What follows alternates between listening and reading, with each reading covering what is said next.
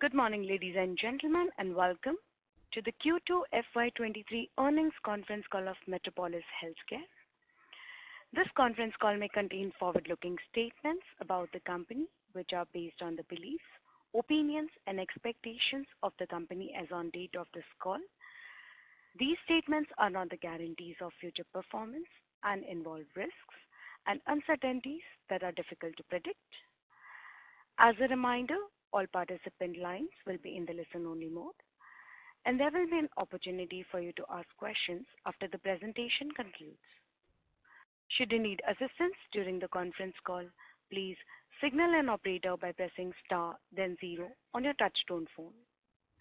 Please note that this conference is being recorded. I now hand the conference over to Mr. Sriram Rathi from BNP Paribas. Thank you, and over to you, Mr. Rathi. Thank you. Good morning, everyone. On behalf of BNP Paribas Securities, I welcome you all to the Q2 FY23 earnings conference call of Metropolis Healthcare. We have the senior management team with us today, represented by Ms. Ameera Shah, Managing Director, and Mr. Rakesh Agarwal, Chief Financial Officer. I'll hand over the call to the management for the opening remarks, and that will be followed by the Q&A session. Over to you, ma'am. Thank you, Sriram. And good morning, everyone. Thank you for joining us on the Q2 FY23 earnings call. Today I'm joined by Rakesh, CFO, and SGR IR advisors. The presentation and press release have been issued to the stock exchanges and uploaded on our company's website. I hope everyone has had the opportunity to go through the same. The diagnostics industry continues to grow well post the COVID pandemic and has the potential to scale much higher. While earlier, companies like us who build businesses in the illness diagnostic space focused just on illness, post-COVID, there is a discovery of a wellness diagnostics category as well, which can now together create a larger and longer runway of growth. While the attractive financial metrics have brought many new competitors into the mix, most of them are already realizing that the attractive combination of low capital and high return are only for some specific companies who have created trust over the years and built a business in illness diagnostics the hard and slow way, and is not a given for the whole industry. The unorganized sector has been badly hit post-COVID, and as per our internal estimates, many of them are degrowing as patient volumes are still not back to normalcy, and additionally, they are losing business to more established brands like us and some new age firms. Also, with increasing costs, their profit margin has been decreasing. FY23 and beyond is also a new phase for Metropolis. Metropolis 3.0, which we discussed briefly in the previous calls, and we are excited and aligning our strategies and targets to achieve greater heights with Metropolis 3.0. 3.0 is a combination of the following broad strategies. For the illness business, we will continue targeting patients with acute illness, especially for specialty tests which are highly influenced and recommended by the doctor network across the country. We are in a continuous process of expanding our doctor network alongside penetrating deeper in the cities within our service network. Our in-house team of pathologists are constantly updating the doctor network about newer tests and technologies available at Metropolis, thus enabling them to rely on Metropolis for accurate diagnostics and hence give the correct treatment. At Metropolis, we do more than 300 medical seminars for doctors every year to share our scientific knowledge with existing and new prescribing doctors. For the acute segment, where patients are really sick with a critical illness, their first go-to is the doctor they trust, who then sends the patients to a lab they trust, especially for specialized tests. We are also constantly introducing new tests that allow us to stay relevant and important in the doctor's mind. Secondly, what MHL will now additionally do, which we have not done before, is build the consumer brand in our core markets, focusing on consumer engagement. Part of Metropolis 3.0 is now focusing on the consumer as much as we focus on the doctor. Part of strengthening consumer connect is to continue to increase the density of our network in our focus cities, and along with this, continuous communication and engagement with existing customers to increase their and their family's frequency of visits and spends with Metropolis is being deployed. We believe that by empowering our consumers with health information and tools, we will help them make better health decisions for themselves and turn to MHL Metropolis for the same. The wellness segment will be primarily used for new consumer acquisition. After acquiring the consumer, the idea is to build engagement and be the preferential brand even when they fall sick. This is being driven by deepening the digital touchpoints and building an experienced consumer-focused team.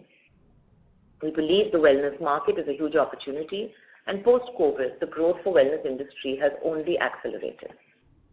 Only 6% of the overall population is sick at any point of time, where we already have a very strong brand and presence through our focus, seeding, and other city model. But now we will also target the balanced 94% of the population, which is open for wellness. This will enable us to focus on the untapped market of affordable wellness and premium wellness and chronic testing, which was not a major focus area for Metropolis previously. In the next 2 years, our primary investments will be in marketing, technology, and automation. The technology and automation investments will be holistic in nature, starting from front-end consumer engagement systems like CRM and point-of-sale platforms to back-end supply chain systems. We believe a lot of our back-end testing processes also can be automated significantly, which would release inefficiencies in the system in terms of cost and time. This evolution to 3.0 will require addition of different talent and consumer-focused mindset. We have shortlisted a new CEO and expect to fill this position shortly. The new CEO has experience of consumer services background, which we believe will help us achieve Metropolis 3.0 objectives. Now let's move on to the business highlights. We are happy to report that the company has recorded highest ever quarterly revenue on a non-COVID basis. Our revenue excluding COVID and allied tests stood at 288 crores, up 16% year-on-year basis. We had 20% growth in patient volumes and a dip of 4% RPP, not because of pricing pressure, but because of high-tech RPP being lower than Metropolis, leading revenue growth of 16% year-on-year. Let me give you a perspective on our core diagnostics business. Now, this is the business where if we separate high-tech and we also separate the government contract so that we can understand in the core business, B2B and B2C, what's going on. And are there any potential impacts by competition and market changes?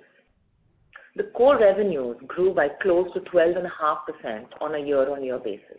This is removing high-tech as well as the government contracts. This was driven by a 10% volume growth and 2.5% revenue per test growth, contributed by specialized tests and the wellness category.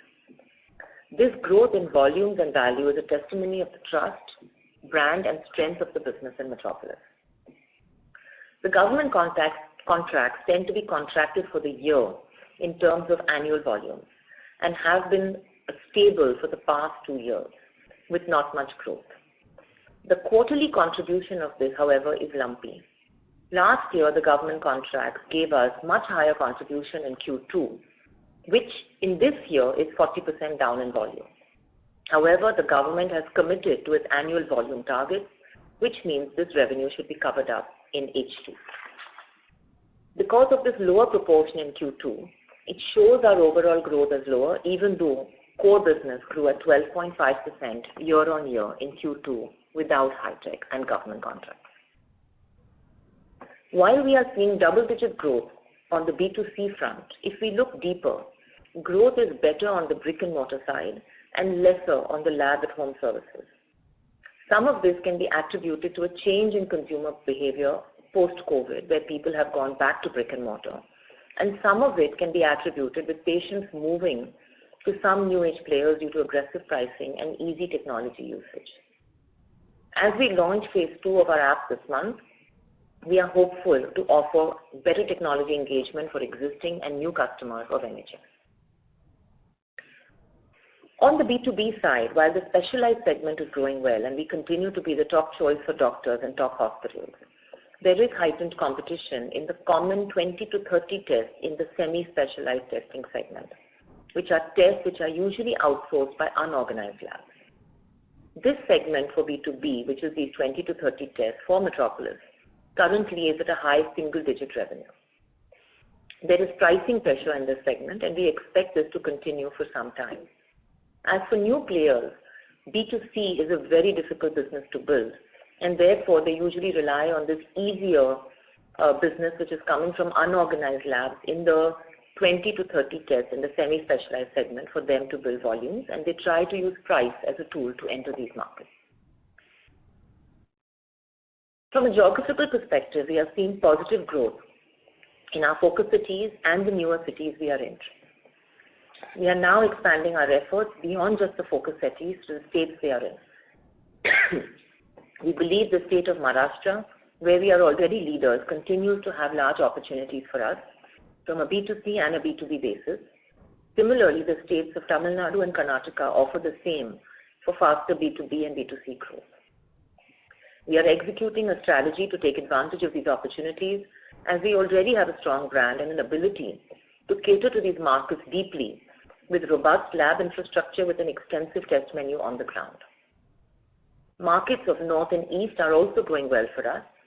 Specifically, the markets of Delhi, NCR, Punjab, West Bengal and Assam are the markets we are investing more in. In terms of network expansion, we added 9 labs and 227 centers in H1 of this year. We will be adding another 12 labs and 380 collection centers in H2. We will stick to our target of adding 90 labs and 1,800 centers by 25.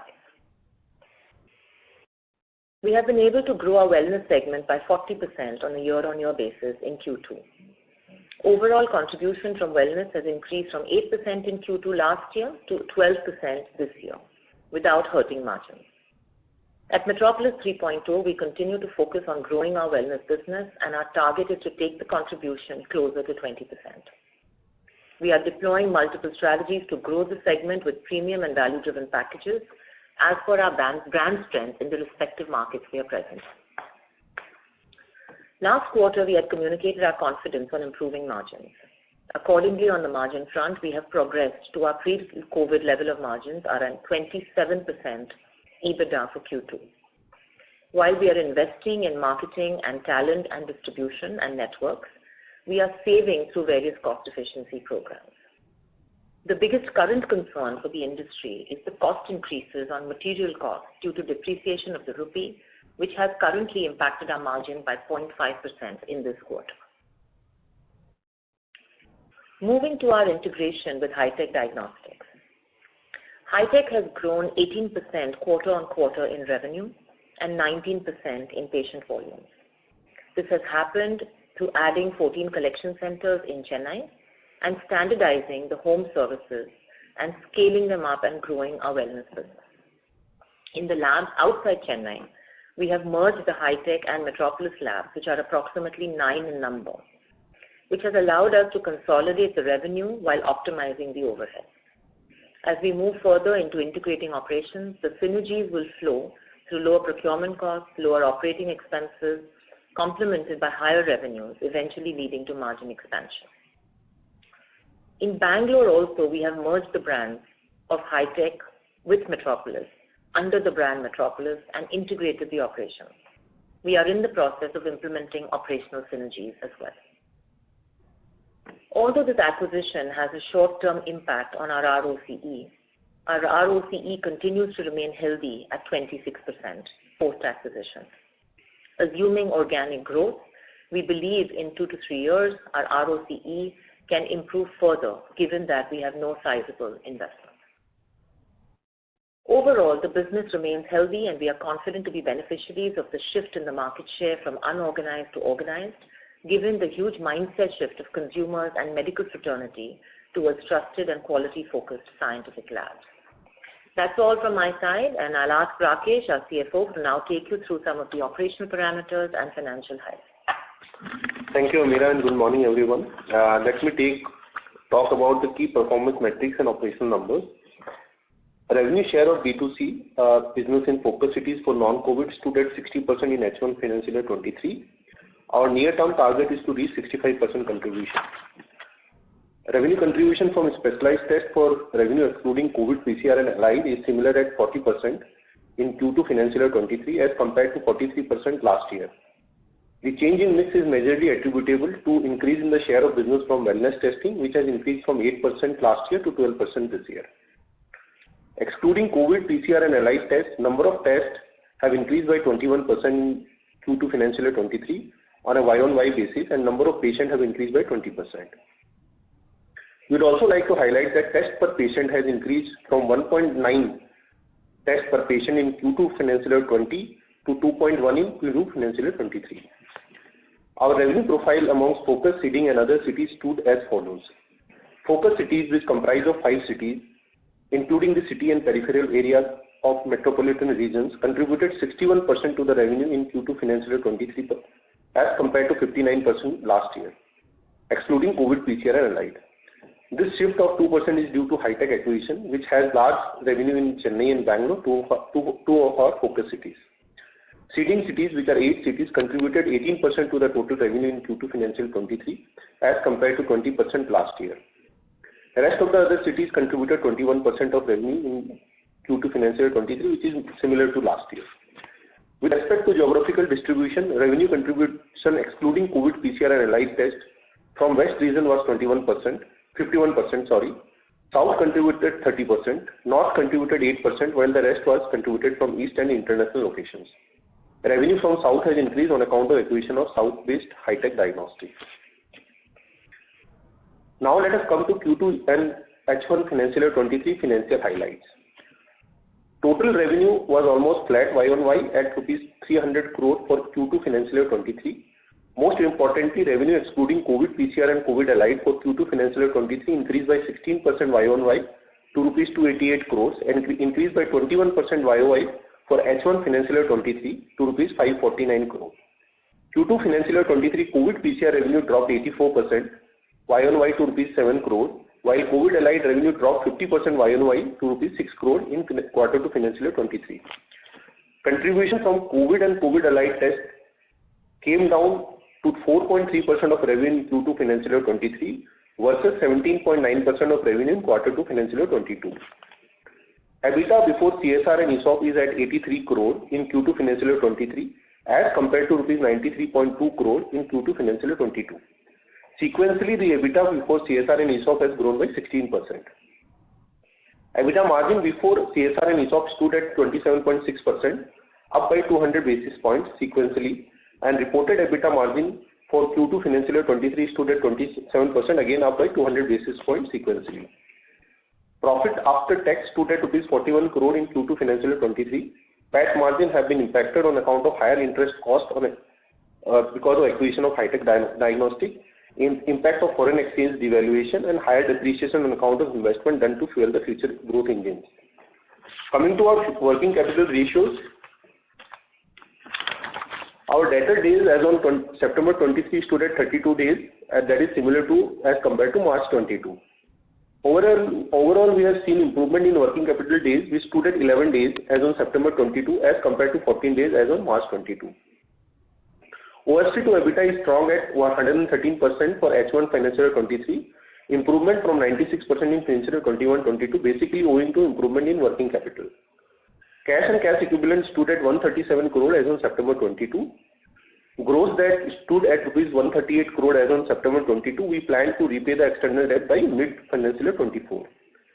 In financial year 23, our efforts will go towards cost optimization through the digitization of processes, efficient manpower allocation, improvement and better break-even of newly expanded network. That is all from my side. We now leave the floor open for Q&A. Thank you. Thank you very much. We will now begin the question and answer session. Anyone who wishes to ask a question may please press star and 1 on their touchtone phone. If you wish to remove yourself from the question queue, you may press star and 2. Participants are requested to use handsets while asking a question. Ladies and gentlemen, we will wait for a moment while the question queue assembles.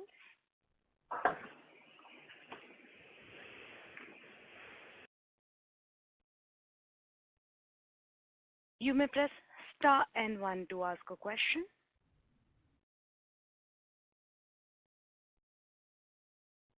We have the first question from the line of Rahul Agarwal from InCred Capital. Please go ahead. Yeah, hi, good morning, and thank you for the opportunity. I had three questions. Firstly, Amira, in your own internal assessment, was 2Q good or bad? Like ex high tech, ex COVID, ex government, we're talking about 12.5%, 10% volume growth, I think is decent versus when I compare it to some other listed peers.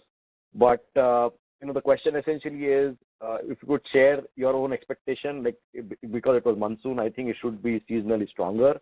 How are focus markets behaving with respect to competition? And you mentioned that top 20, 30 semi-specialized tests basically contribute about single digits on top line, and there is some pricing pressure there. How are we responding or tackling that situation in terms of maintaining our EBITDA coming from that business? That's the first question. Sure. Thanks for the question. Look, I think the core business, if I look at the growth of almost 13%, 12.6%, I would say is a fair growth for Q2.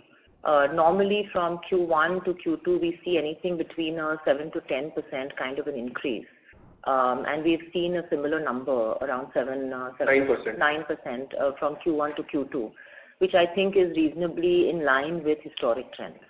So I think the growth is fair and growth is reasonable. I think the company has done well on that front.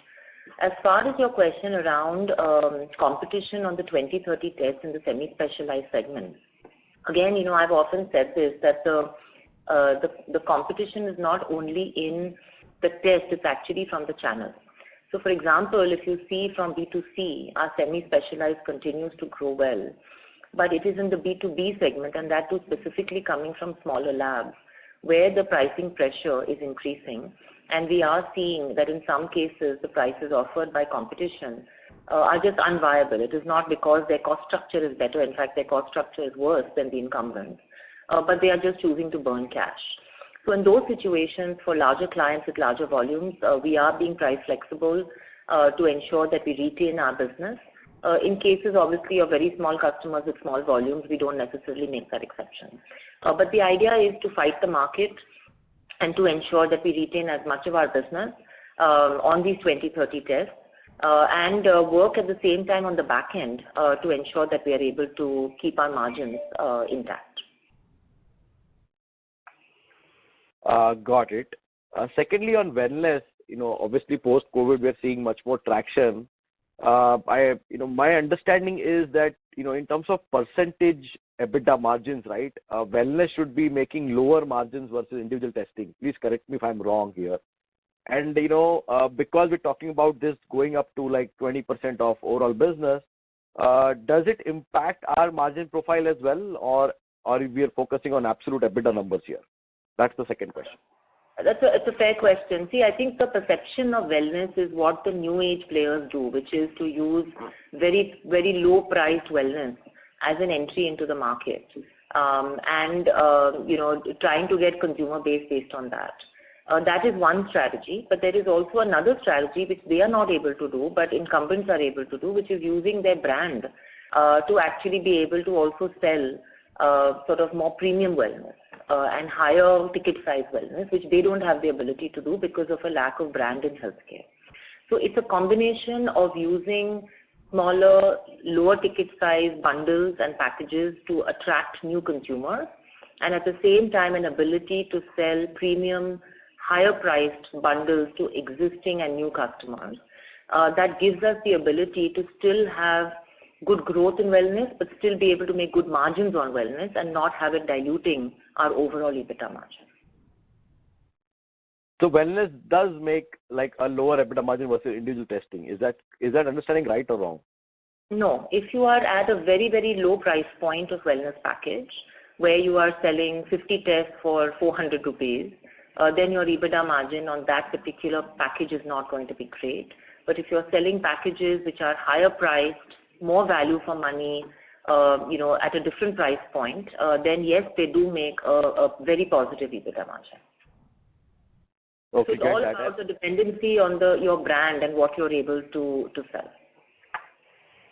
I get that. And lastly, on receivables, I think there has been consistent improvement by the company since almost like 2-3 years now. Below 40 days is a great number to achieve. Is it more to do with government being lower, or is it more sustainable here? And what are we looking at in terms of long-term numbers here? So Rahul, just to answer you, I think nothing to do with government here, because our government business is very small, and the government receivables were never an issue for us in past also. So I think it is more to do with the disciplines which we have brought in the ground. We have done a lot of automation in this front, where there are visibility of debtors, anybody going beyond the credit limit. We are also looking at people coming in, new people coming in, joining us, credit parties. How can we reduce that debtor days? So I think it's an overall effort and discipline which has been brought in, which has helped us to come to 32 days of debtors. We have a target of 25 days of debtors in mind, which we are targeting next 1 year for sure. And I think that is a good space to be in from a debtor point of view. Right now, we see good improvement happening, and it's improving every quarter. So we are expecting that next 3-4 quarters also will be good for us, and we'll continue to improve our debtors. But my sense, Rakesh, was competition. I thought B2B customers would be more demanding. In this situation, are you losing business here because of your own internal discipline and credit tightening?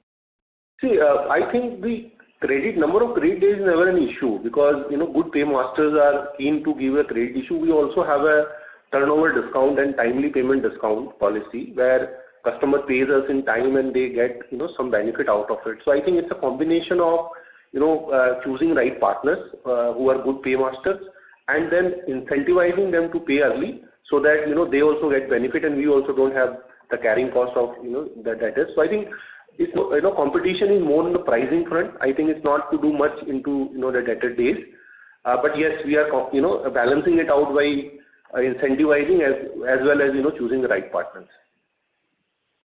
Got it, sir. Thank you so much. All the best, Amira and Rakesh. Thank you. Thank you. Thank you. A reminder to all the participants, anyone who wishes to ask a question may please press star and 1 on their touchtone phone now.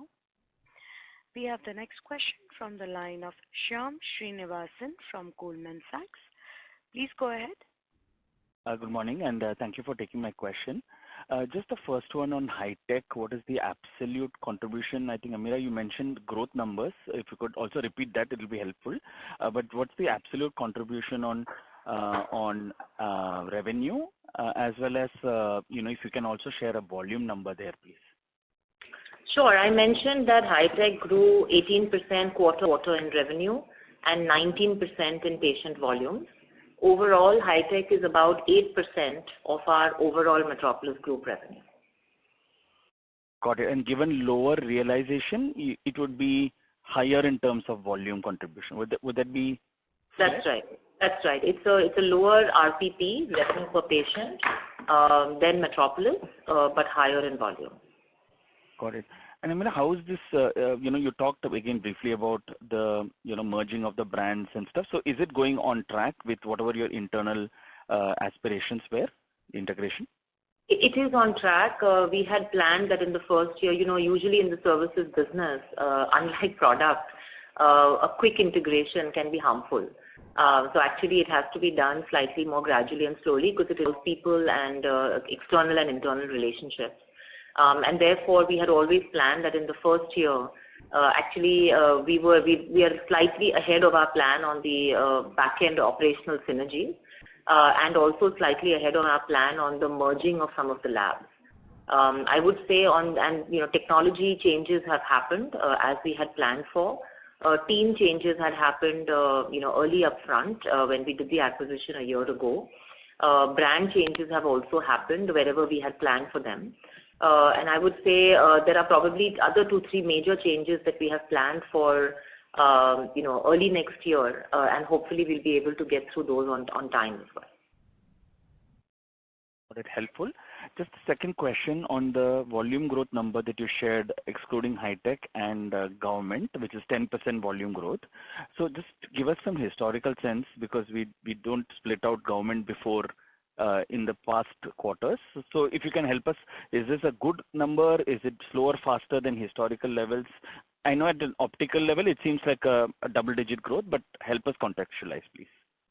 I would say if I compare it to a pre-COVID time, I would say that the volume growth maybe that we would have normally seen would be closer to 12%, which we have seen at about 10% in this quarter.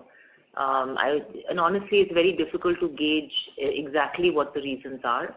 But we think it's also a combination, because when we talk to doctors on the ground, the feedback still that comes through is that they are not seeing the same number of patients walking through their clinics as they saw pre-COVID. So how much of it is not a full normalcy of the situation is slightly difficult to gauge at this point. In the absence of any third-party data, we can only go by informal channels of information collection. But we said % volume growth is very positive, and the 2.5%, almost 3% RPT growth is also very positive. And we are quite encouraged by that finding. Got it. Third question is on your slide 16, wellness. I think you also mentioned in open remarks that we are starting to look at those segments like value wellness, chronic testing. So what's driven this change? Are you seeing a lot of tailwinds and feedback through your customer network that there is, kind of emerging demand in these regions? What's in these segments? What's driving this change in strategy? I would say that basically during COVID, there has been one big change, which has been that suddenly health has become more important to Indians, educated, affording Indians in metro cities. Like many other industries of edtech and other industries, health tech also saw a huge hockey stick sort of growth, whether it was teleconsultation, diagnostics, e-pharmacy during COVID. And from what we are seeing on the ground, that is not sustaining. So also there seems to be some sort of a capping of demand that is coming through in the e-diagnostics space in the metro cities. So this is not an ever-growing category.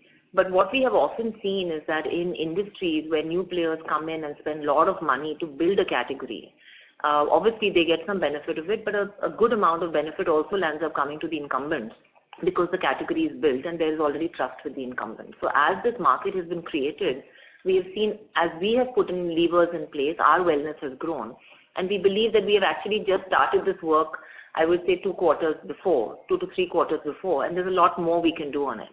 So in many ways, we are inspired by the competition, and we believe taking those ideas, we can build this category much larger for ourselves. Got it. Thank you and all the best. Thank you. Participants who want to ask a question may please press star and 1 at this time now. We have the next question from the line of Anjana Shah from Shah Investments. Please go ahead. Thank you for this opportunity. A couple of questions from my end. If you could just throw some light on what is the competitive intensity for the overall diagnostics industry, and also if you could throw some color on the competitive intensity again on our core markets and non-core markets. That's question 1. And second question that I had was, what are the key initiatives we are taking to increase the wellness business? Sure. So if I start with your first question of competitive intensity, so as we know, there have been something like 7 to 8 new players that have come in on the brick and mortar side. Right. From hospital, pharma, pharmacy spaces. And we've also seen about 4 to 5 competitors come in on the sort of health platforms on the health tech side, right? And I think what we are beginning to see and what we've been seeing in the last many months is that obviously the biggest outcome of all of this is actually on talent. Because there is obviously a need for these guys to try and hire trained people, and they obviously come back to the incumbents to try and sort of hire trained people, and that's, I would say, the biggest nuisance value at this point of time.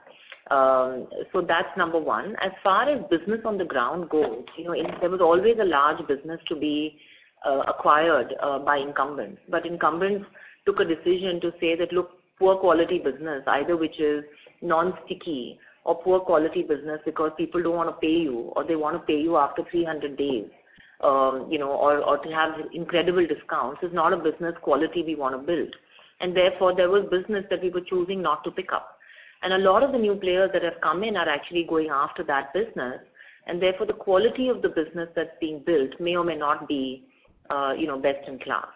So I think these are trade-offs that as leaders in the industry we can choose to make. So while there is competitive intensity in certain pockets of the business, as we can see from the results, it doesn't stop us from growing and going ahead on our journey and on our path, and that's what we are focused on doing. On your question on core markets and non-core markets, the kind of business we build in both is different. As you know, in core markets, we focus more on B2C, and in non-core markets, we focus more on B2B. They both are different ways of building business, and even in B2B, we have to remember there are different segments. So, it's a choice on whether we go after the more price-sensitive semi-specialized or a choice whether we go after the more accuracy-driven specialized tests. And as you know, focusing on specialized tests has always been more up sort of our alley than only on the price-sensitive test. So there's a lot that goes behind it. It's not as simple as just starting the test and offering it. It's about having the science, the expertise, the knowledge to convince the doctor to send that specialized test to you versus anybody else. And that is the moat that we have already built in our business. So both the areas, focus and other cities, are going well for us. There are certain markets which we feel there is an opportunity for us to grow better, and we are putting the necessary resources and infrastructure to grow those markets in a more significant way. Sure, ma'am. That was helpful. Thank you. Thank you so much. Thank you. We have the next question from the line of Praveen Sahai from Edelweiss Wealth Management. Please go ahead. Yeah, hi. Hello. Mr. Sahai, we are not able to hear you. Can you please adjust your mobile phone? Hello. Kindly proceed. Yeah. So the first question from me is related to the government business. Can you elaborate more on that?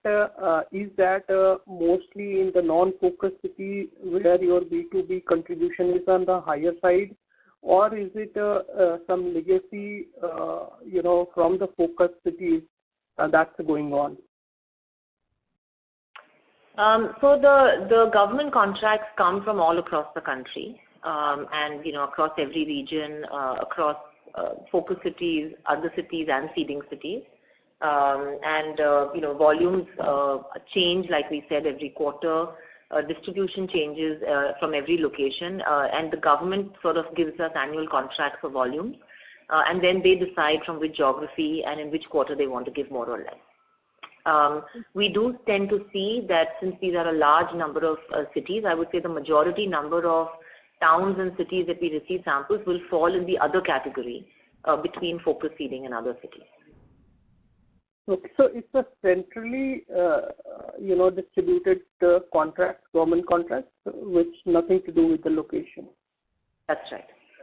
So it's a central contract. We pick up samples from all these cities, almost 300, and then bring it to our main lab for processing. Okay, great. And the next question is related to the realization.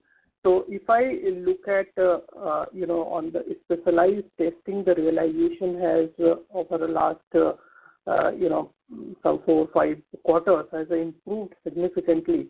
So what to read in that? As compared to the others, like a routine test or a semi-specialized, there the realization is somehow on the similar level or little improvement, but the specialized testing realization is improved significantly.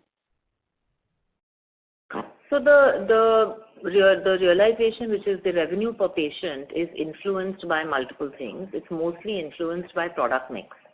So obviously, if you are able to increase your specialized test basket, that improves your RPP, and assuming not only the specialized test, but the channel you get it through. If you're getting specialized tests more through the B2B channel, it comes on a net revenue basis where the RPP is lower. If you get more specialized from a B2C channel, then your RPP is higher. So that's one of the things that influences it. The second thing that influences it is if you sell more premium wellness versus more budget wellness. And if that wellness category is increasing and you're selling more premium wellness, then that impacts the RPP as well. And the third thing that impacts the RPP in our system is our international business, which also tends to have a higher RPP. So these are the 3 levers that we use to improve the RPP in our system. Great. Thank you for that answer. And the last question related to the high-tech, what sort of a mix in the high-tech business? It's more on the specialized or more on the routine? So the mix in high-tech is actually more of routine business. It's mostly, as you know, a largely B2C business, which almost 70% of the business is B2C, patients walking in directly into centers, and therefore it tends to be much more routine in nature. As we continue to expand the locations for high-tech and create more access and for consumers to access our services, we've also obviously increased our lab at home. And we've started accessing markets in which earlier people did not have the lab at home service from high-tech as well. Along with that, the 30% which is B2B, we also continue to grow. And there is an opportunity for us also to now say that, look, can we sell more specialized tests to high-tech consumers and doctors? And that is one of the levers that we are also looking at. And is it possible for you to give bifurcation in the high-tech, like how much is the Chennai contribution? How much is the Chennai contribution, is your question? Yeah. So about 80% of the business of high-tech is Chennai. Some part of it is outside Chennai, which is Bangalore, in Tamil Nadu, and a percentage around 10% is Bangalore. Okay. Thank you. Thank you for taking my question. All the best. Sure, thank you. Thank you. We have the next question from the line of Monish Shah from Antique Stock Broking Limited. Please go ahead. Yeah, hi. Thanks for taking my question. So I have a question on gross margin. With wellness being higher and COVID, the contribution being lower, aren't the gross margins on the lower end as per the assumption? And how do you see the margins going forward? So we are more or less stable in the gross margin. If I look at my gross margin year on year, we are more or less stable, I think, bit beneficially because of the COVID contribution going down. Obviously, the COVID margin were also not very significantly higher than the normal margin for us because of the volume and because of the pricing. So overall, gross margin remains more or less same for us right now. While we are seeing a pressure of dollar, which is impacting the margin by 0.5%, but there are certain efficiencies which we are bringing in, which are helping us to mitigate that. So in a short-term point of view, I think next 1 year we don't see much changing in the gross margin. COVID is now almost at the lowest level. I think this will continue, and there will be some pricing pressure because of the exchange. But I think we have some plan of efficiency which can come in and negate that price increase. So maybe 0.5% here and there. That's something which I feel we will see a change in gross margin in next 1 year, but nothing significant. Okay. And lastly, how do you see the core market of West and MMR growing going forward? MMR means Bombay? Yeah. Mumbai and the neighboring regions, and also the Western India for you. So I think Bombay remains positive for us, and so does Maharashtra and Western India. We are going deeper into these markets. So Bombay, as we had mentioned, we are adding, another, I think, 120 more centers in Bombay by the end of this year. We should be closer to 500 centers in Bombay. We believe that the city continues to hold the potential for us to keep expanding our B2C, and that we don't see as a challenge, and we are very much on track for that. As far as, and that includes Bombay and the MMR region. The rest of Maharashtra, as I mentioned, we're already leaders, but there are many areas that we believe we can push stronger. So as we said that we usually have been in Metropolis, we've always been going to doctors and getting prescriptions. But now we are also starting to build a stronger consumer connect. And that will be picked up in rest of Maharashtra first, all across the state. So, in Bombay and in Pune and in Nashik, these three markets, we are already we are the leaders overall, but we are specifically also the B2C leaders.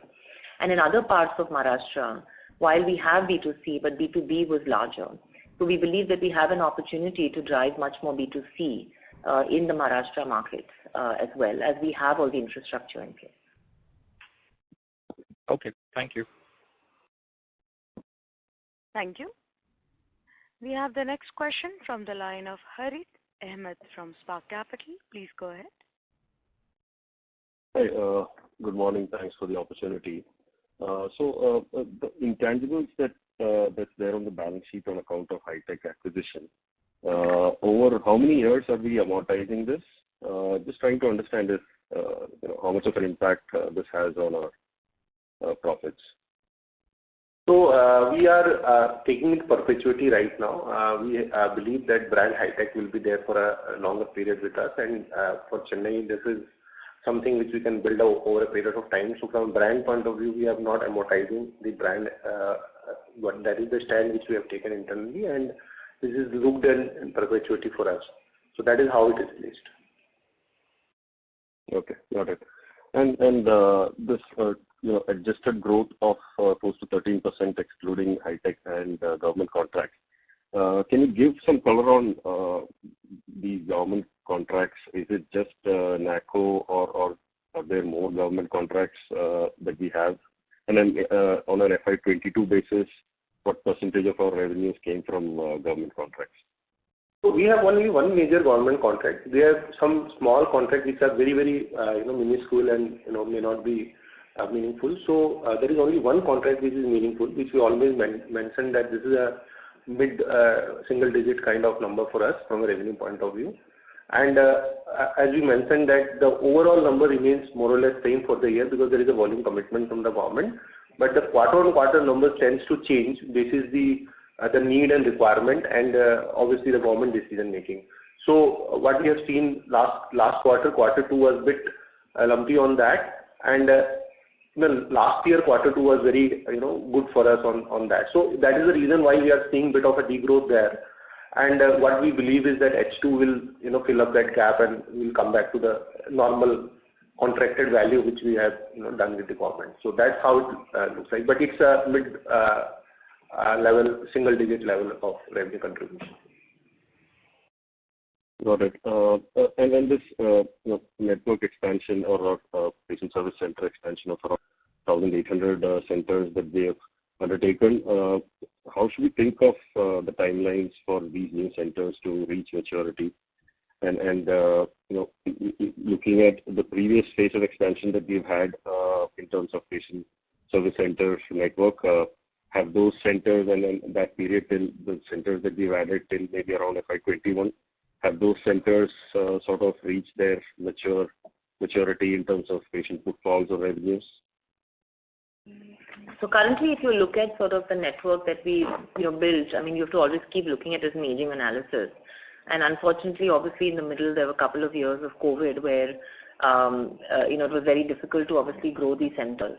But if I look at sort of pre-COVID, I would say that our existing network is still not mature.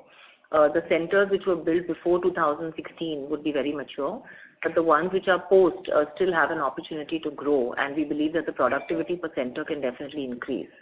We are still, we believe, at low productivity numbers for the existing network, and that continues to remain an opportunity. For the new network, I would say an average, usually you look at a sort of a 4 to 5 year period as far as the maturity of a network. And therefore, keeping on starting the centers and growing the old ones and the existing ones becomes an important part of the strategy. Understood. That's all from my side. Thanks for taking my question. Thank you. We have the next question from the line of Prashant Nair from Ambit Capital. Please go ahead. Yeah, thanks. My question related to the government contract which you just answered. So no further questions. Thank you. Thank you. We have the next question from the line of Cinderella Thomas Carvalho from GM Financial. Please go ahead. Yeah, thanks for taking my question. Amita, just wanted to understand, if we look at the focus cities and our B2C share, how are you seeing the competitive intensity here? Any color, any moderation in it that you are observing recently? Any trends that you can highlight?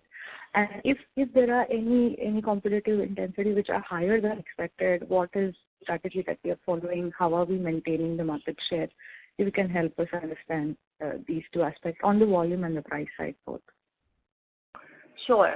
If we have to break up the competition into two sides, right? One is the brick and mortar competition that is really coming more after the B2B business, and on the semi-specialized side. And as I already mentioned, there is some price, competition intensity there, and there are on 20 to 30 tests, there is pricing pressure. Now it's up to us how we react, and like we said, we are reacting on protecting that business without trying to, just overall destroy prices case to case basis. So it all depends. If there's a customer with large volumes, we'll have a more aggressive approach. If it's somebody with very small volumes, we'll have a less aggressive approach. But then you can also balance that out by adding new customers.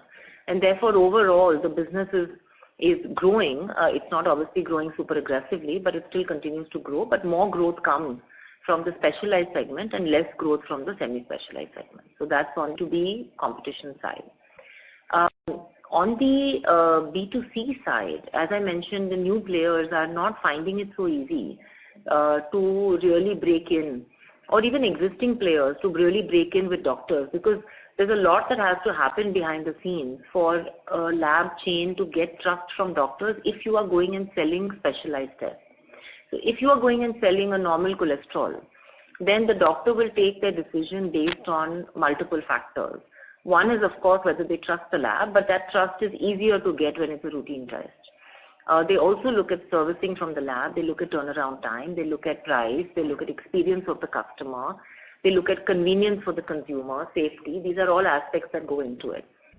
And for a routine test, therefore would have more options that they would be accepting from if a patient goes to 5 or 10 different labs.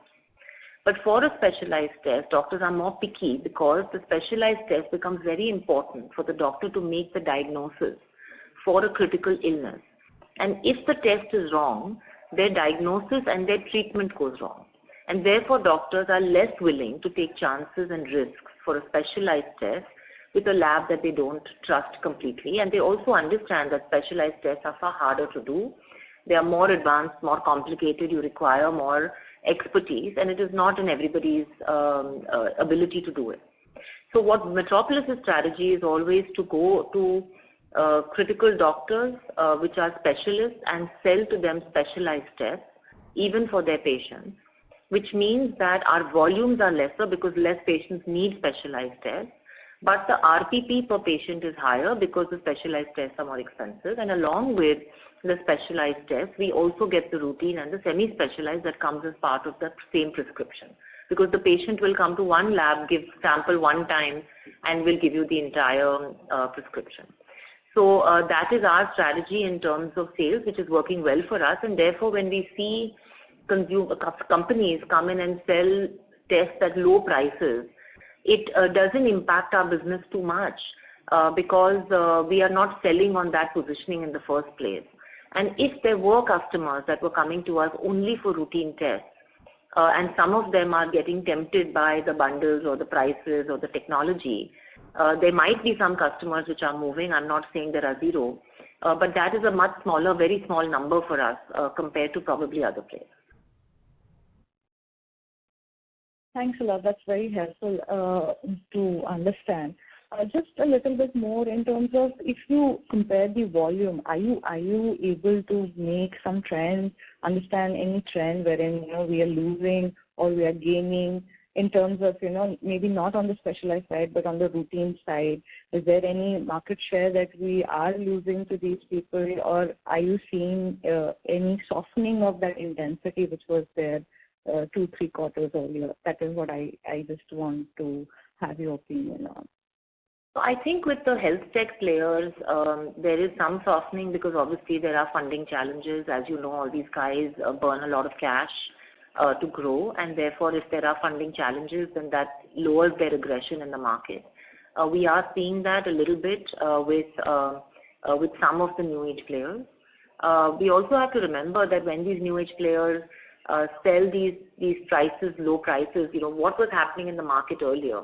So it's not like these price points were not available in the markets, right? I mean, the cholesterol test can be found in India from 50 rupees to 500 rupees for the same test, much before these players came into the market.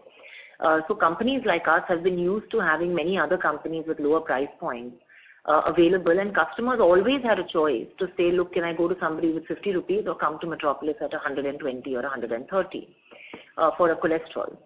And they still chose Metropolis because they felt the service, the quality, the accuracy, the doctor's acceptance that they were getting was valuable enough that one time a year that they are coming for a pathology test, they are not super interested in saving 50 rupees, but they are more interested in ensuring that that report is accepted by doctors.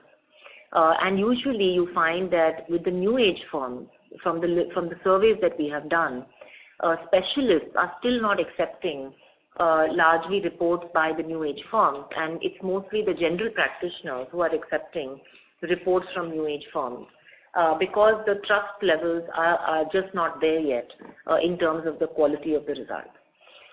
So I think we'll have to still wait to see how this develops. On our side, as I mentioned in the speech, we are seeing some tempering of demand on the home services side.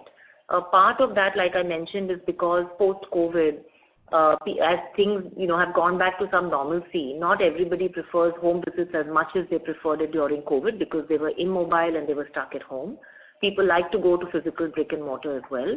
And I think some percentage, there is a leaky bucket from home services to some of the new age players, especially because our technology may not still be as robust on the front end as some of the new age players, which is something that we're working on.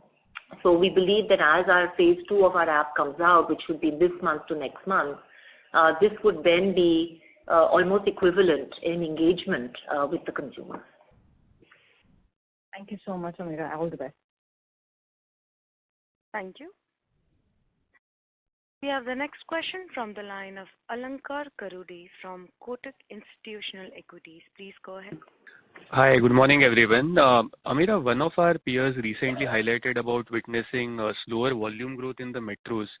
Now, you have alluded to core business volume growth being 200 basis points lower than the pre-COVID levels.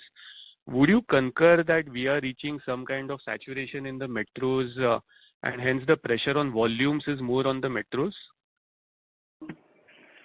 I would not agree to that fully because I think it depends on the market share that you've already built in a metro.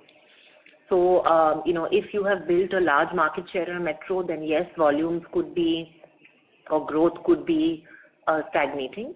But I think for us, for example, in cities like Bombay and Pune, in Surat and multiple other locations, we don't see that outlook. And we feel that there will continue to be opportunities for us to grow our B2C business. And for that matter, in quarter 2 also we have seen that our focus cities have grown much faster or equal to the other cities. So it's not like that the growth, whatever we are seeing, 12.5% overall on the core business. I think the fair contribution is coming from the focus cities. Understood. And if I have to just call that out for the industry, broadly, what would be the difference in growth, very broadly, for the industry in terms of volumes in the metros versus some of the non-metros? I think in the metros, honestly, the unorganized players, as I mentioned, are really struggling. They're seeing degrowth. So, overall, as an industry, I think the growth in volume is not naturally, organically coming for the unorganized sector as it was. So if you see pre-COVID, I think the volumes were closer to 5% for the unorganized sector from our estimates. And then they would increase prices every year by another 2, 3, 4%, and they would get sort of an 8% kind of a growth, for the unorganized segment. And I think what's happened now is that the volumes are degrowing, and the pricing ability is gone for the unorganized segment, and therefore they are seeing a shrinkage in their revenue. Now, is this because things have not come back to complete normalcy at post-COVID?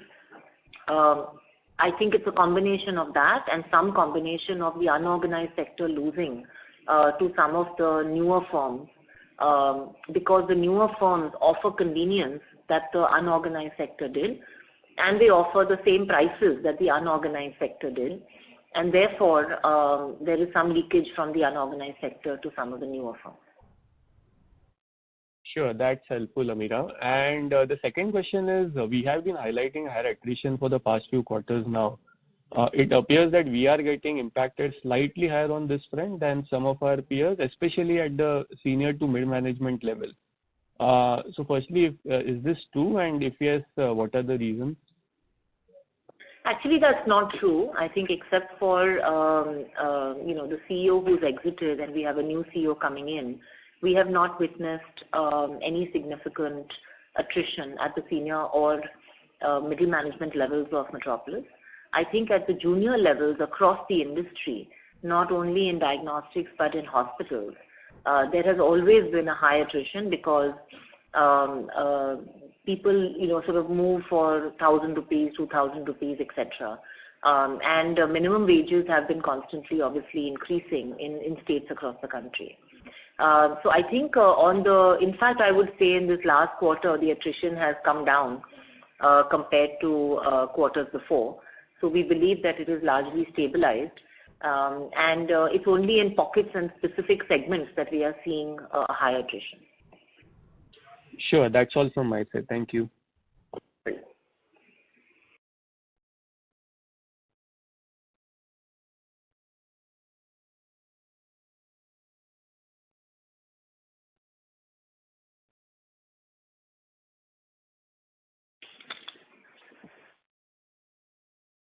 Thank you.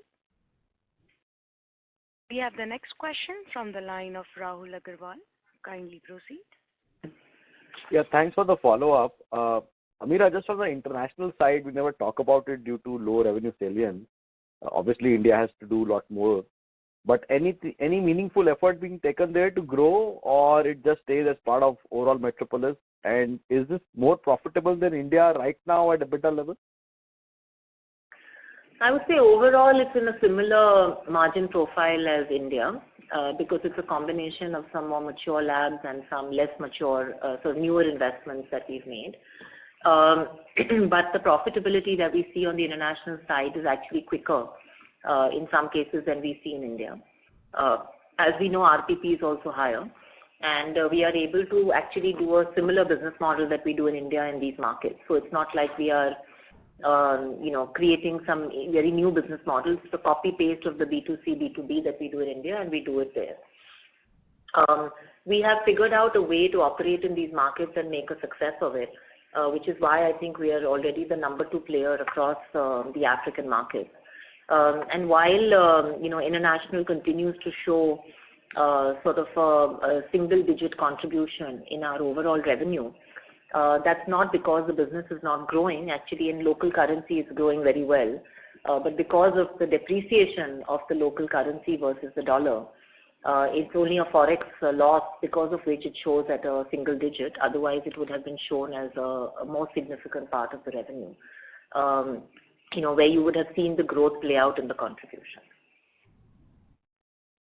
But this is a business which is very strategically done. It's not an idea of saying, let's just go to different countries and, from just for random reasons. It's actually done for a strategic reason, which is that, while, like how we set up routine labs across India, and we use those labs to also then gain specialized tests, which we bring back to our regional reference labs and our global reference lab to sweat our assets in our main locations like our Bombay Global Reference Lab.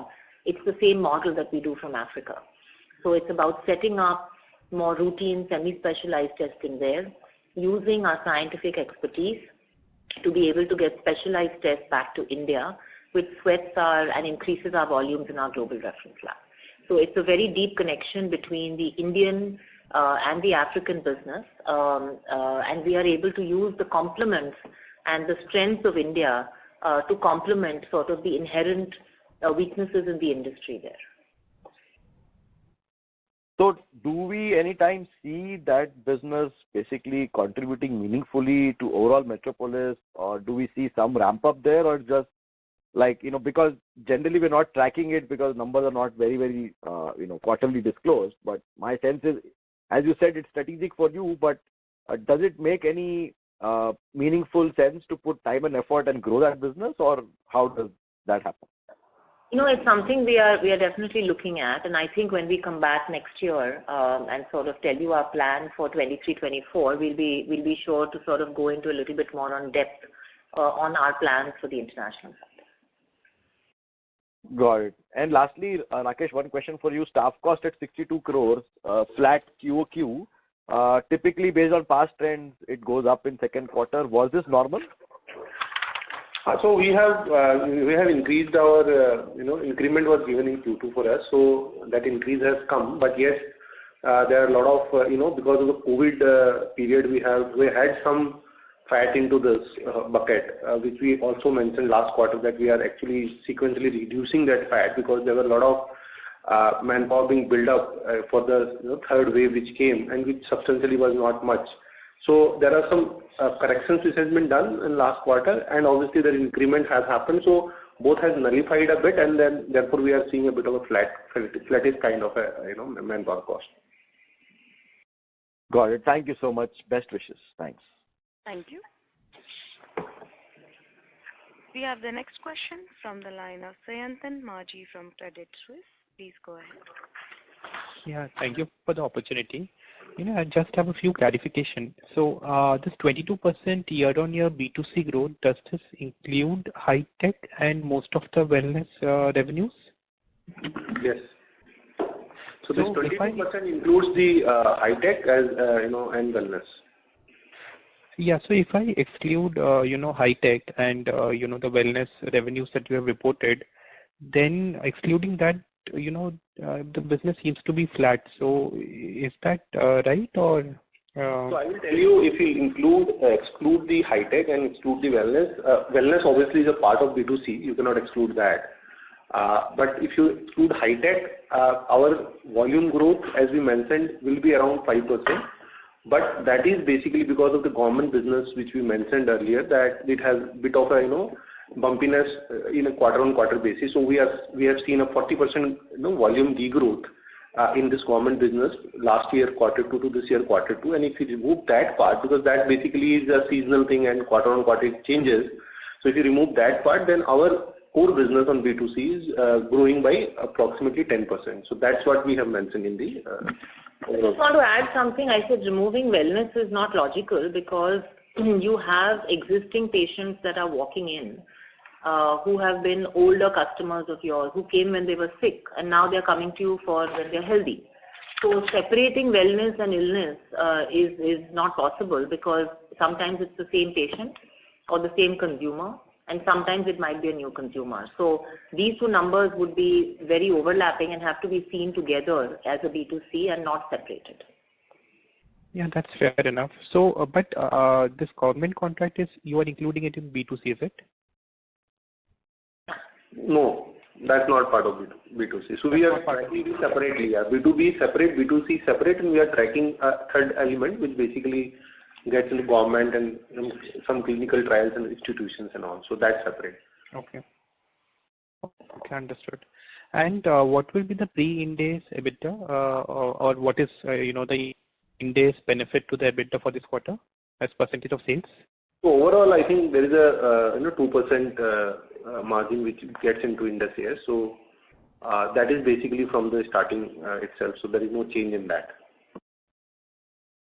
Understood. And when you mentioned that in the presentation that your EBITDA margin will sustain at the pre-COVID level, so do you compare it on a like-to-like basis or is it on a reported basis? So it's on a reported basis. Okay. Sure. Okay. Thank you. Thank you so much for the clarification. Thank you. We have the next participant. And the question is from the line of Rajdeep Singh from ASK Investment Managers. Please go ahead. Hello. Good morning, team. Ma'am, am I audible? Yeah. Amira, ma'am, just that we have embarked on the journey of Metropolis 3.0 and our network expansion, both on the labs and service center side, will be expanding heavily till FY25. So my question is not from a quarter-on perspective, but from a more longer period perspective. can we see an acceleration in growth rate from 10, 12, 14% to maybe kind of mid-high teen kind of levels post our network footprint is in place? That's one question. I mean, I think that I definitely don't think there's any cap on growth. I mean, I think growth is a reflection of the investments, the inputs, the ingredients we put in. So in our own minds, we are not putting any cap on where it can go and what it can become. We believe that with all the investments that we are doing, the centers that we are building, the categories that we are building, we definitely do aim to have higher growth numbers. So that's definitely our aspiration. That's helpful, ma'am. And this confidence is on the back of the kind of, since we are pouring into newer geographies and the kind of location that we are selecting in terms of opening of service collection centers, and given the potential of that catchment area, that is what stems the confidence in. That's right. I mean, I think the confidence comes from the core DNA behind the business, which has always been more about science and expertise, and knowing that that is not so easy to replicate for others, and having strength in that to be able to take that to more geographies, more customers all across the country and internationally. True. Thank you. That is helpful. And one second question was on the mid-level management, given that the hiring we have done over last quarter, is it sufficient enough to embark on this 3.0 journey, or we would see some more addition to the team? I think that we've filled most of the positions. There are still a few positions which I would say are to be filled. So definitely some more talent that we want to bring on board, and we are in the process of doing that. Okay. And one clarification, our digital spend was 4-5 crores per quarter. Is that the level it should stabilize at? Yeah, so we are spending approximately in that line only, maybe 20% higher than what we were spending earlier. So that is how it is right now. Not significant change in that. Okay. Thank you. That is from my side. Thank you and all the best. Thank you. I just wanted to add one comment on the last question. Regarding Ind AS and this, there was, there is sometimes a perception that the industry has seen a lot of pricing pressure and therefore margins have come down. But that actually is not the reality that we have seen. What we have actually seen is that margins have been sustained, and the point is that over pre-Ind AS and post-Ind AS, there is a 2% gap. I think what is missing in this entire piece is the acknowledgement of GST, which also came in around 2018. So we saw in healthcare, GST is not something that can be offset, which means that we have to pay GST on all our input costs, but we are not able to charge the customer for that, and therefore that is a new cost that has been borne by at least compliant, well-governed companies which are listed. And therefore that is an additional 2% cost that has come into the P&L. And as we know, in 2019, Ind AS had already been adjusted. And therefore the GST impact and the Ind AS impact had already happened. And our margin in 2019 on a sustainable basis was between 26 and 27%. So when we are currently back at 27%, it means we are back at pre-COVID margins or a little higher than pre-COVID margins. And therefore this theory of the pricing pressure reducing margins in our industry, or at least for Metropolis, may not be completely accurate without this full information. Sure. This is helpful. Thank you and all the best. Thank you.